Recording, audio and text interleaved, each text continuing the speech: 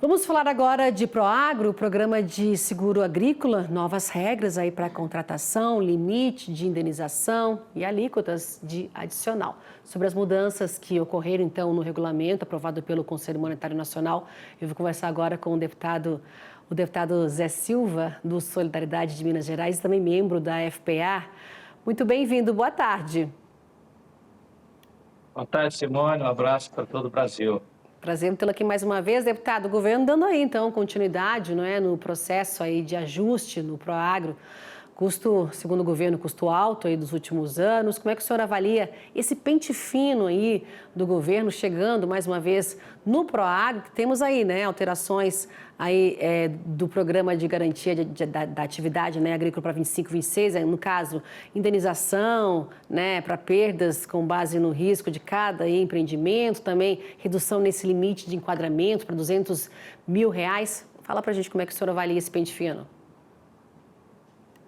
Bem, Simone, eu conheço há algum tempo já, há mais de 30 anos, essa questão do Proagro. Até como extensionista da Emater, início dos anos 90, fiz inúmeros laudos de frustração de safra, ou perda por excesso de chuva, também por chuva de granizo, ou por seca.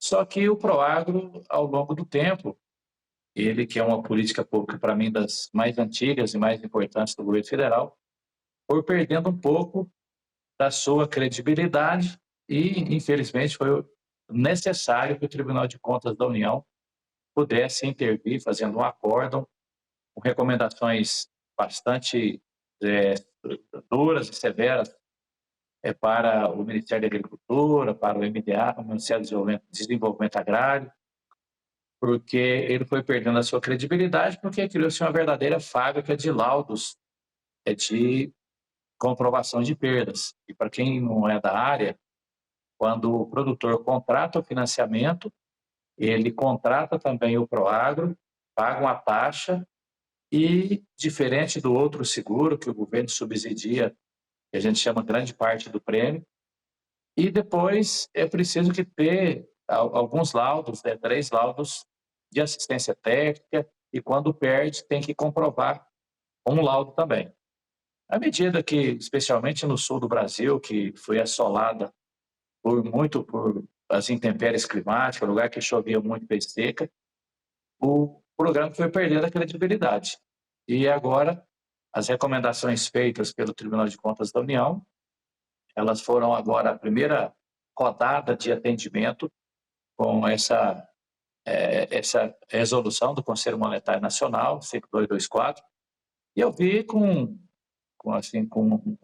uma boa avaliação, até porque, sem mexer no volume de recursos, a gente vê que foram feitas medidas para garantir mais credibilidade, dar mais transparência. E também é baseado não só no que a gente chama de ZARF, que é um zoneamento agrícola que garante, que fala das regiões em relação aos riscos, mas ao invés de só desse estudo que ele é feito e depois o Ministério da Agricultura reconhece, por exemplo, tal região norte de Minas ou do Brasil não pode produzir café ou abacaxi ou outra cultura. Então, o ZARC, que é um zoneamento de acordo com o risco dos intempéries climáticos nessa região, então agora vai ser o risco de cada atividade. Então, por isso, esse é um ponto importante das medidas que já foram tomadas. É cedo ainda, porque foi publicada na sexta-feira, dia 6, então é preciso ainda especialistas, né, especialmente analistas, agrônomos, economistas e quem conhece profundamente essa questão do arcabouço legal, do MCR, que é o Manual de Crédito Rural. Então tem pessoas que, diversos anos, décadas, né, que conhecem muito bem, mas as primeiras avaliações nossas é de ser positivo. Essa questão da mudança, ao invés de 270 mil e chega de 200 mil reais, isso, sem mexer na quantidade de recursos, a gente consegue também atender mais pessoas.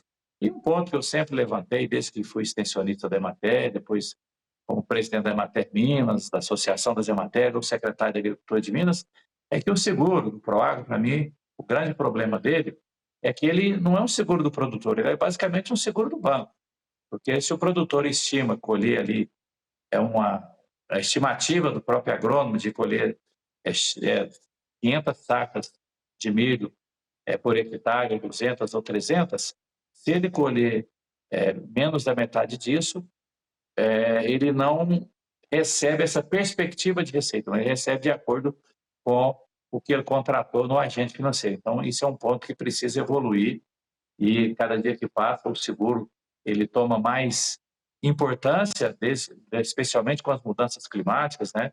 O sul do Brasil, que tinha chuvas regulares, está perdendo por seca. O Vale do Jequitinhonha, semiárido, algumas regiões como o Vale do Jequitinhonha, que perdia por falta de chuva, tivemos aí há 2, 3 anos atrás perda por excesso de chuva. Mas a primeira avaliação é importante, foram medidas para dar credibilidade, dar transparência e atender mais produtores. Credibilidade, transparência, atender mais produtoras, a gente estava vendo aí, né, que o foco aí, o atendimento à agricultura familiar, não é, deputado? O senhor falando nessa perda da credibilidade em relação ao Proagro, também estava vendo que parece que reduz aí em relação ao acionamento de perda, aquele que tiver maior incidência aí em relação à perda de 5 anos agrícolas para 3 anos, se o produtor acionar mais de 3 vezes, ele poderia então ser enquadrado, não poderia, né, mas ser enquadrado no programa na próxima safra. É mais ou menos por aí que isso está, ou deputado? Olha, Simone, o que eu disse da fábrica de construção de laudos, à medida que você tira o foco só dos ARC, né, que é o mecanismo que o governo tinha para avaliar os riscos, e passa para ser o risco de acordo com a análise técnica, isso e também a incidência dessas perdas, que sem reincidência 2, 3 vezes. Se eu tenho uma cultura que ela foi frustrada ali 4, 5 vezes, e ele não mudou a tecnologia, não mudou o período de plantio, não teve uma variedade ou uma cultivar mais adequada, ou seja, se não tem um pacote tecnológico que dê mais segurança, então com certeza o programa passa ele ser mais, se fosse numa linguagem moderna da TI, seria mais customizado, o programa for mais customizado e sair do global para o atendimento local. Então, dessa forma, eu acho também que é um ponto positivo, baseado na reincidência e também tirar o foco em relação aos riscos, não só climáticos pelos arcos, mas também pela questão técnica, né? Então, isso para mim é uma evolução importante que tem o programa. Deputado, o senhor acredita que podem vir mais aí mudanças no programa? Olha, Simone, eu já analisei o acórdão do PCU e vejo que ainda existem o que o PCU chama de redesenho em gestão moderna, de planejamento estratégico. Eu também considero muito importante esse redesenho. Então, há uma série de outras recomendações do TCU, Tribunal de Contas da União, desse redesenho, e isso ele notificou tanto o MDA como o Ministério da Agricultura, para criar grupo de estudo, grupo de trabalho, regionalizar. Então, eu creio que teremos outras medidas, sim. A minha defesa é que essas medidas, ao invés de fazer só por resolução do Tribunal de Contas da União, é que passe a fazer parte de um debate mais amplo no parlamento, com os deputados, na Câmara dos Deputados, no Senado, onde a Frente Parlamentar da Agropecuária ela precisa ser ouvida. Eu sou presidente da Frente Parlamentar da Assistência Técnica e Extensão Rural. E também tem uma recomendação do Tribunal de Contas da União, que o Proagro ele também precisa ser uma ferramenta que incentive ali a utilizar assistência técnica regular, de qualidade, porque aquele produtor que tem assistência técnica em relação ao que não tem, ele reduz os riscos, porque ele vai, como eu disse, a tecnologia que ele vai utilizar ela é mais moderna e adequada, ao invés de fazer só um financiamento e o produtor plantar sem orientação técnica. É preciso também assistência técnica até para estar colocando ali na atualização tecnológica em relação às mudanças climáticas, com as novas tecnologias, com as inovações e também com as novas cultivares ou variedade da cultura que vai ser plantada. Então, eu acredito sim, e com certeza nós da Frente Parlamentar da Agropecuária, também a Frente da Assistência Técnica e Extensão Rural, nós queremos que cada um daqueles pontos que foram recomendações do Tribunal de Contas da União, e tem uma visão muito mais financeira, de legalidade, de análise econômico-financeira, nós queremos uma avaliação também mais agronômica e também ouvir as organizações dos produtores rurais, como a CNA, a CONTAG, e especialmente que representam ali os produtores de médio e grande porte, mas também os agricultores familiares. Tá certo, deputado, a gente está quase encerrando aqui o nosso jornal, mas eu não posso finalizar a nossa entrevista aqui sem perguntar um assunto hoje que mexeu hoje aqui com o nosso setor em relação à tributação da LCA, letras de crédito do agro. A gente viu ontem uma reunião importante acontecendo, né, entre o ministro da Fazenda, líderes, né, e com os presidentes da Câmara e Senado. Uma MP aí que pode surgir para corrigir distorções no IOF, segundo o ministro da Fazenda. A gente viu o setor falando em equívoco. Queria saber a análise do senhor aí rapidamente e qual seria o impacto aí no setor com essa nova taxação. Olha, primeiro, LCA e LCI, mas especialmente LCA, falando na visão do nosso agro, essa é uma pauta que evoluiu nos últimos anos e, assim, a gênese dela, ou seja, a origem, debate, foi muito fortemente na Frente Parlamentar da Agropecuária. O deputado Arnaldo Jardim é o nosso líder nesse tema. E, para mim, mais uma vez, eu continuo com a convicção de que o governo precisa cumprir o dever de casa. Hoje até me perguntaram o que é cumprir o dever de casa. É otimizar o gasto público, né?